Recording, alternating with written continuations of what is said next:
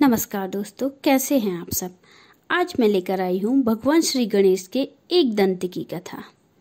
भगवान गणेश देवी पार्वती और भगवान शिव के पुत्र हैं। एक बार की बात है, जब भगवान शिव और देवी पार्वती अपने शयन कक्ष में विश्राम कर रहे थे, तब समय देवी देवताओं श्री गणेश जी को आदेश दिया कि वह उनके कक्ष के बाहर पहरा दें और किसी को भी अंदर न आने दें। माँ की आज्ञा गणेश जी के लिए आदेश थी। उन्होंने वैसा ही किया और कक्ष के बाहर पहरा देने लगे। उसी समय अचानक परशुराम वहां पहुंच गए। परशुराम भगवान शिव से मिलने के लिए बहुत उत्साहित थे। दरअसल उस समय पृथ्वी पर राजा कार्त्यवीर्य का अत्याचार बहुत बढ़ गया था और परशुराम ने इसी कारण उसे मार दिया था।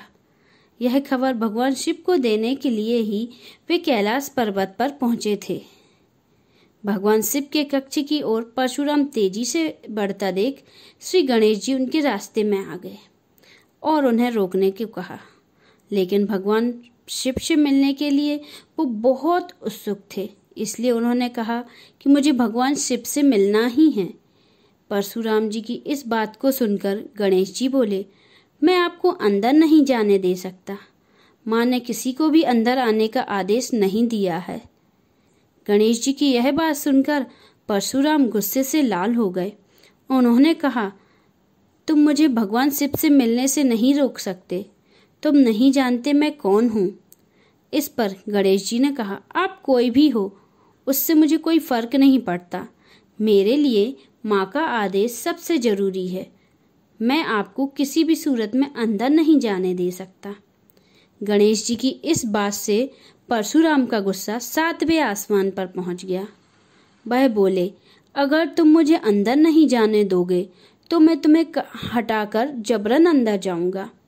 इतना कहकर परशुराम आगे बढ़ते हैं, लेकिन गणेश जी परशुराम को अंदर जाने से रोकने के लिए धक्का दे देते हैं और परशुराम दूर जाकर गिरते हैं। खुद का अपमान होता देख परशुराम जी गणेश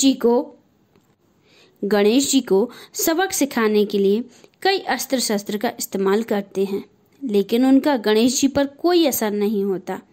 अंत में परशुराम जी शिव जी द्वारा दिया गया परशु गणेश जी को मारने के लिए प्रयोग करते हैं। वह परशु भगवान शिव का था, इसलिए गणेश जी उसे पहचान जाते हैं और उनका सम्मान करते हुए उसका बार अपने एक दांत पर लेते हैं। परशु की चोट के कारण गणेश जी का दांत टूटकर जमीन पर गिर जाता है और गणेश जी के दर्द से कहाने लगते हैं।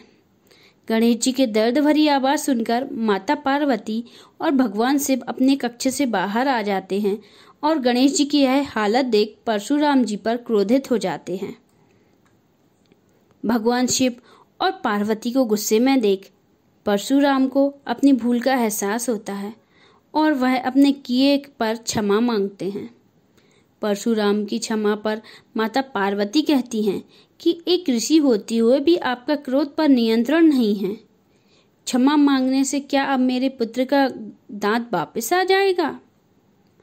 परशुराम कहते हैं कि जो भी हुआ है वह मेरी बड़ी भूल थी, लेकिन इस घटना के कारण अब गणेश का आधा दांत व्यर्थ नहीं जाएगा।